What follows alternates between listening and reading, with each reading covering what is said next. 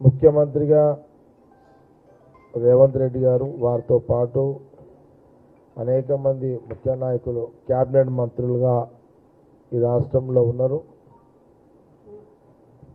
ఈ సందర్భాల్లో ప్రభుత్వము కాంగ్రెస్ ప్రభుత్వము ముఖ్యమంత్రి రేవంత్ రెడ్డి గారు, పిసిసి ప్రెసిడెంట్ మహేష్ కుమార్ గౌడ్ గారు, క్యాబినెట్ మంత్రులు, పార్టీ నాయకత్వం ముందుగా గ్రామ పంచాయతీ ఎన్నికలు జరపడం జరిగింది. తదుపరి మున్సిపల్ ఎన్నికలు పెట్టడం కూడా జరిగింది. ఈ సందర్భంలో మరి దాదాపు ఒక 5 నెలలు అటే సమయం ఇవ్వాల్సి వచ్చింది. మున్సిపల్ ఎన్నికల కంటే ముందు అక్కడ ఉండి 2 మున్సిపాలిటీలు సంగారెడ్డి, సదాశివపేట ఆ ప్రాంత ప్రజలు, కార్యకర్తలు, నాయకులు కష్టపడము, మరి 2 మున్సిపాలిటీలో కాంగ్రెస్ పార్టీకి ఫుల్ మెజార్టీగా 2 మున్సిపాలిటీల మున్సిపల్ చైర్మన్లను ఎంపిక గెలిపి సంగారెడ్డి, సదాశివపేట ప్రజలు వాళ్ళని గెలిపించుకోవడం జరిగింది. మున్సిపల్ చైర్మన్గా, వైస్ చైర్మన్గా, కౌన్సిలర్లుగా. ఆ సందర్భంలో అందుకే ఇక్కడ రాలేదు. బహుశా ఈ రోజుకి దాదాపు గాంధీభవన్ రాక, ప్రెస్ మీట్ పెట్టక 104 రోజులు అయింది. 104 డేస్ గాంధీభవన్కి రాక 100 రోజుల తర్వాత 104 రోజుల తర్వాత 104 రోజుల తర్వాత ఈరోజు గాంధీభవన్కి ప్రెస్ మీట్కి రావడం జరిగింది. నిన్న సెక్రటరియట్కి అక్కడికి కూడా ఒక 4 నెలల తర్వాత సెక్రటరియట్కి పోవడం జరిగింది. నిన్న మార్నింగ్ పొద్దున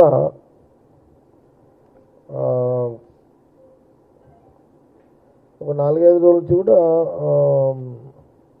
మన వేం నరేందర్ గారికి కూడా నేను ఫోన్ చేయడం జరిగింది. ప్రధానంగా ముఖ్యమంత్రి రేవంత్ రెడ్డి గారి యొక్క సంగారెడ్డి నియోజకవర్గానికి సంబంధించి వారిని సంగారెడ్డికి ఆహ్వానించాలి. వారు వచ్చే సందర్భంలో సంగారెడ్డి ప్రాంతానికి గత సంవత్సరంన్నర కాలం నుంచి కూడా ముఖ్యమంత్రి గారికి అనేక సంగారెడ్డి ప్రజలకు సంబంధించిన అభివృద్ధి పనులు ఏమేమి కావాలనో అవన్నీ కూడా వారికి ఇవ్వడం జరిగింది. దానికి సంబంధించిన నిన్న మార్నింగ్ వేం నరేందర్ గారు నిన్న చాలాసేపు మార్నింగ్ కూర్చున్నాము. మరి ఈ నెల 30 వచ్చే నెల 10 డేట్లు కూడా 20-21 తారీఖుల్లో మళ్ళీ కూర్చొని మాట్లాడదామని చెప్పిన సందర్భంలో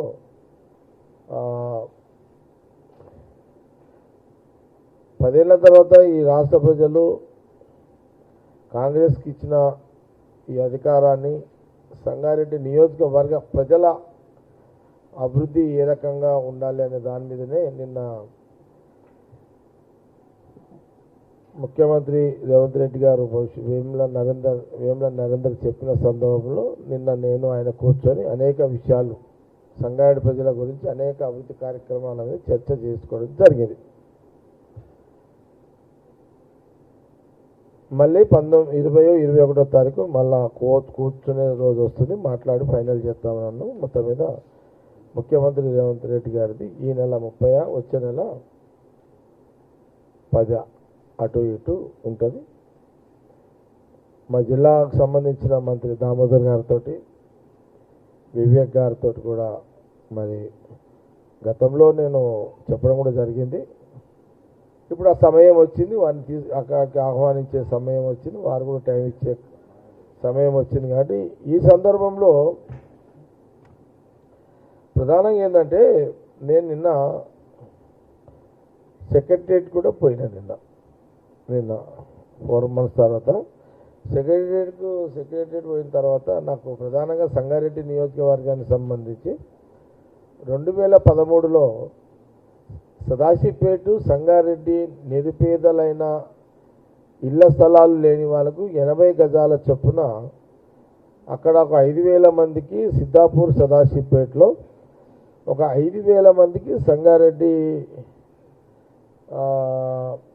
ప్రాంతాన్ని సంగారెడ్డి టౌన్లో నివసిస్తున్న పేదవాళ్ళ కోసము ఒక 10,000 మందికి ఇళ్ల స్థలాలు నేనే అప్పుడు ముఖ్యమంత్రిగా కిరణ్ కుమార్ రెడ్డి గారు ఉండే అప్పుడు కాంగ్రెస్ గవర్నమెంట్ అప్పుడు నేను ఇవ్వడం జరిగింది. రైతులకు డబ్బులు ఇచ్చి ల్యాండ్ అక్విజిషన్ చేసి ఇవ్వడం జరిగింది. సంగారెడ్డి ప్రాంతానికి సంబంధించిన 5,000 మందికి ఏమో కొండాపూర్ దగ్గర అలియాబాద్ అనే గ్రామం దగ్గర ఇచ్చినాము 200 ఎకరాలు లోపల. అట్లాగే సదాశివపేట ప్రాంతం వాళ్ళకి సంబంధించి సిద్ధాపూర్ అని టౌన్ పక్కకే ఉంటుంది, అక్కడ ఇవ్వడం జరిగింది. 200 ఎకరాలు రైతులకు డబ్బులు ఇచ్చి చేయడం జరిగింది. అయితే ఇవన్నీ జరిగిన తర్వాత 2014 ముందు ఎన్నికలు అంటే రాష్ట్ర విభజన జరిగింది. రాష్ట్రంలో కొత్త బీఆర్ఎస్ పార్టీ గవర్నమెంట్లోకి వచ్చింది. అప్పుడు నేను కూడా ఎమ్మెల్యేగా ఓడిపోవడం కూడా జరిగింది. అప్పుడున్న పరిస్థితులలో మరి జిల్లా మినిస్టర్ అప్పుడు హరీష్ రావు గారు వాళ్ళ ఎమ్మెల్యే వాళ్ళ నాయకులందరూ కూడా అలియాబాద్ దగ్గర నేను ఇచ్చిన 5,000 మందికి ఆ 200 ఎకరాలు, సదాశివపేట దగ్గర ఇచ్చిన 200 ఎకరాల ఆ సదాశివపేట పట్టణ ప్రజలకు ఇచ్చిన ఇళ్ల స్థలాలు వాళ్ళందరినీ కూడా ఆ యొక్క స్థలంలోకి ఇండ్లు కట్టుకోవడానికి రానివ్వలేదు. ఆ భూములని ఎవరెవరికో ఇచ్చేసారు వాళ్ళు. ఇది జరిగింది. 10 ఏళ్ళు గవర్నమెంట్ లేదు. గవర్నమెంట్ వచ్చిన తర్వాత సరే ముఖ్యమంత్రి గారి దృష్టికి నేను ఒక 1 year బ్యాక్ తీసుకెళ్ళాను. అట్లాగే పొంగులేటి శ్రీనివాస్ రెడ్డి గారు రెవెన్యూ మినిస్టర్ గారు కూడా ఒక 1 year బ్యాక్ చెప్పినాను. ఈ మధ్యలో 1 year నుంచి ఎక్కువ ఇటు వస్తలేను కాబట్టి 1 year తర్వాత ఆ విషయాన్ని ఇప్పుడు ప్రస్తుతానికి 2011 మందికి భూమి ఉంది, వాళ్ళని పొజిషన్లో ఇవ్వాలి. ఇంకా 6-7 ఇంకొక 15,000 మందికి ఇళ్ల స్థలాలు సంగారెడ్డి అండ్ సదాశివపేట టౌన్లో పేదవాళ్ళకు 80 గజాల చొప్పున ఒక 15 ఈ 2,000 కాక ఇంకో 15,000 మందికి ఇళ్ల స్థలాల గురించి ఇళ్ల జాగాల గురించి ల్యాండ్ అక్విజిషన్ చేయాలనే అంశం మీద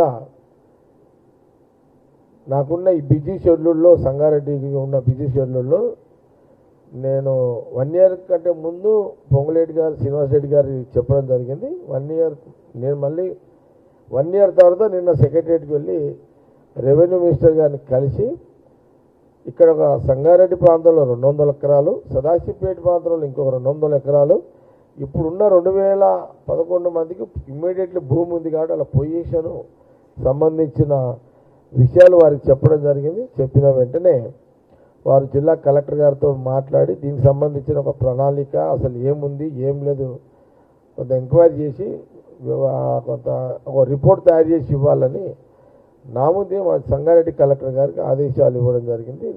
రెవెన్యూ మినిస్టర్ పొంగులేటి శ్రీనివాస్ రెడ్డి గారు. ఇది జరిగిందనమాట నిన్న.